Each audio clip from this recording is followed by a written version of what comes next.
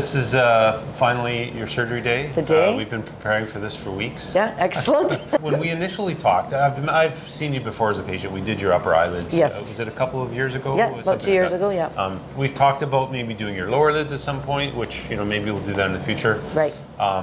But initially, we were talking about doing a mini facelift for you because really, you just have a little bit of laxity along the jawline. And I think Lisa Roberge at our office has been helping you with fillers. She and has, that's helped a lot. She's wonderful. But I think in the end, there's a little bit of fullness in your neck that ideally you'd like to sort out. I would. And so I think doing a deep plane, long incision facelift, which is much more comprehensive, I think is probably ideal.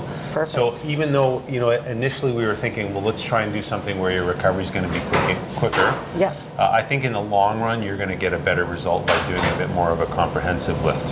Which I think is great. Yeah, I think it's going to be ideal. Yeah. The recovery period isn't necessarily that much longer. It really depends on the person. Right. You might just fly through this with no problem and think, oh, that was great, good decision. Sometimes it can take a little bit longer with bruising and things. Now, you said you're going to Greece. When is that? Well, that's in the summer. Okay, so I've got lots of time for that, yeah. Okay. So the plan today is we're going to do a deep plane facelift. What that means is I'm going to be elevating the skin up enough that I can access the muscles. Okay. And these are the muscles that we're seeing in the front of your neck. I want to lift those muscles up enough that I can move them substantially. And it's kind of like untucking the sheets on your bed. Okay. If you don't untuck them and you try and pull on them, they don't move very much. But if you untuck them, you can move them and place them pretty much wherever you want. And that's what we really want to do with the muscle layer underneath. We want to lift it off of the underlying structures and then move it substantially. Perfect. The other thing that's, I think, going to be very helpful for you is we want to get some of the volume in your face that has sort of dropped downward back up. So we're going to try and get you to be a little less rectangular and a bit more heart-shaped. Beautiful. And we're going to do that by elevating that muscle layer in your cheek in a more vertical direction. Okay. So we'll be pulling horizontally in your neck, but we'll be pulling it more vertically in your cheek to give you a bit more roundness in your cheek. And, that's great. Those are sort of the advantages of doing a deep plane facelift.